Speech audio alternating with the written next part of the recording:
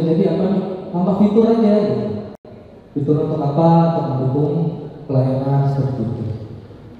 Ada sebelum di launching ada penilaian kelaikan. Kalau misalnya kita kelaikan kendaraan bermotor ya, sebelum dipakai, sebelum didistribusikan diperdagangkan, kan ada dulu kelaikan kendaraan bermotor. Cek dulu remnya, asapnya dulu, kir ya, itu ada. Dan setelah dioperasionalkan pun per periode tertentu dilakukan pengecekan kembali kan. Nah, itu kan kaitan dengan sistem informasi. Setelah itu penanganan insiden. Kalau yang kaitannya dengan BSSN yang ngurusin itu kaitan dengan aplikasi umum sama infrastruktur nasional. Tapi yang aplikasi khusus dan infrastruktur pemerintah daerah yang bukan nasional, yang tidak dikategorikan untuk nasional, itu oleh pemerintah daerah sendiri. Dia harus punya kemampuan itu. Gitu. Kemudian audit, kalau kaitannya dengan yang tadi aplikasi umum sama infrastruktur nasional yang audit BSSN. Tapi kalau yang khusus sama infrastruktur yang pemerintah daerah yang bukan yang nasional, yang audit yang melakukan dari instansinya itu sendiri melalui lembaga pihak ketiga, gitu. Atau audit internal. Kan ada audit itu ada audit internal yang dilakukan oleh inspektur, inspektorat. Dan audit eksternal, nilainya beda tuh masing-masing. Kalau dari dilakukan audit eksternal tuh nilainya di SPB itu langsung tinggi. Lanjut. Nah ini kurang lebih gambaran umumnya. Penyelenggara sistem elektronik lingkup publik pemerintah daerah penyelenggara sistem elektronik lingkup publik sesuai dengan PPWSTG itu harus melakukan kategorisasi sistem elektronik, itu wajib. Karena di Kominfo aja udah diminta registrasi sistem elektronik kan, registrasi pendaftaran. Nah, untuk melakukan semua pengamanan itu selain registrasi juga harus ada kategorisasi. Apakah kategorisasinya strategis? Apakah kategorisasinya tinggi? Apakah kategorisasinya rendah? Masing-masing itu pengaturannya beda-beda. Kalau sudah masuk ke kategorisasi strategis, berarti itu sudah masuk ke sistem elektronik yang IIP. Ada Perpres sendiri tuh. Perpres 82 tahun 2022 baru terbit. Makanya belum ada peraturan-peraturan turunannya, masih disusun. Ya. Nah, kalau yang strategis itu nanti pengaturannya merujuk ke Perpres tentang perlindungan infrastruktur informasi digital nomor 82 tahun 2022. Tapi yang tinggi, nah yang tinggi ini itu bisa ke BSSN, perban-perban yang sudah diterbitkan ke BSSN seperti itu, atau ke SNI 27001, atau mungkin kalau Kemendagri punya sistem, punya standar sendiri, itu juga bisa mengacu bisa. Kalau yang rendah bisa pilih antara tiga itu. Ya, setelah itu penerapan standar, ada penilaian indeks kami, ada TNPI. TNPI itu untuk penanganan insiden. Jadi sebelum adanya CISET dilakukan dulu penilaiannya. Tim CISET yang mau dibentuk oleh si Junjung ini, bukan si Junjung ini, levelnya baru nyampe level mana nih? Jadi tahu nih, BSSN punya kewajiban untuk membina sampai level itu matang.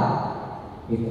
Kalau levelnya masih baru penerapan, berarti level 1 atau 2, itu berarti PR BSSN untuk membina itu masih panjang.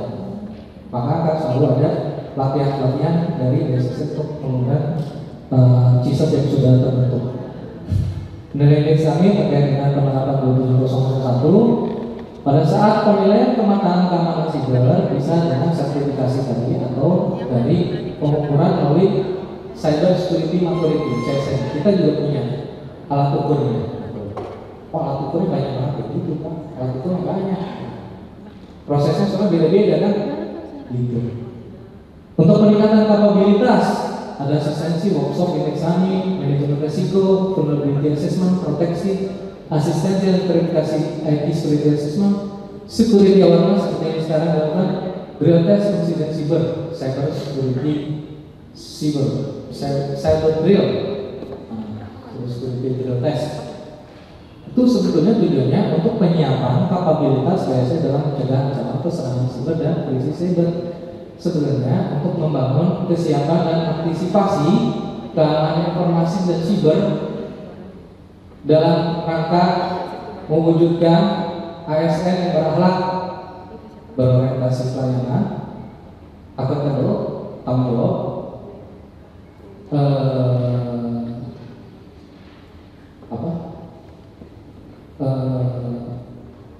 kompeten, punya kemampuan, kompeten itu punya skill, punya knowledge tadi, kompeten, harmonis, jangan masing-masing sendiri punya mental silo tadi kalau di SPB itu ngobrol bareng, jangan OPD 1, OPD 2 ngobrol bareng, harmonis.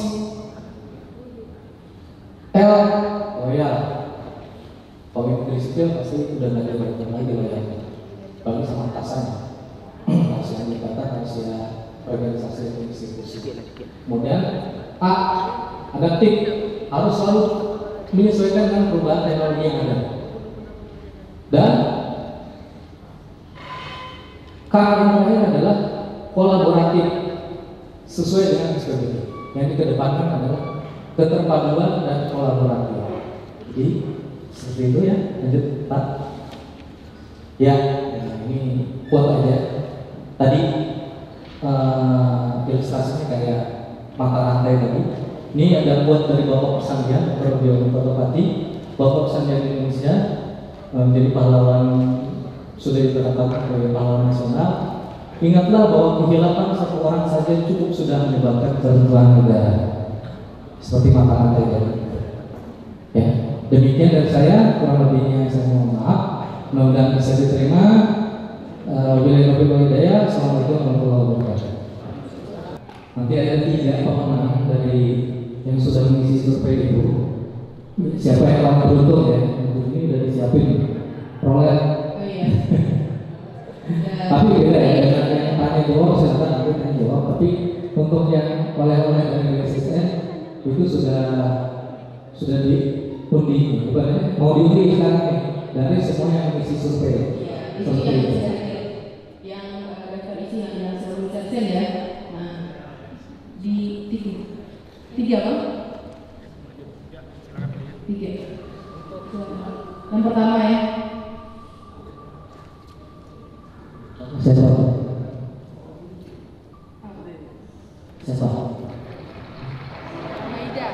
Ibu Almaida. Silakan untuk maju ke depan. Yang mana?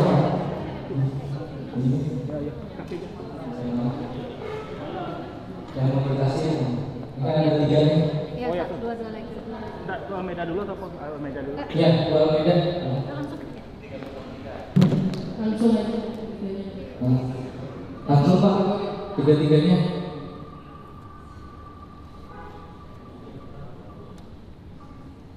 Perempuan lagi. Wah, repotnya ibu-ibu sekarang. Ibu Reni, Poliza, panggil ke depan dulu. Ya, Bu, silakan Bu. Langsung yang ketiga. Nih Pak, nggak ada ini ya, bukan nepotisme nih. Saya nggak ada yang ibu nih. Ya, ini bunyian ini. Wah, buat ibu sekarang ya. Oh iya. Ibu Aulia Rahman. Bapak.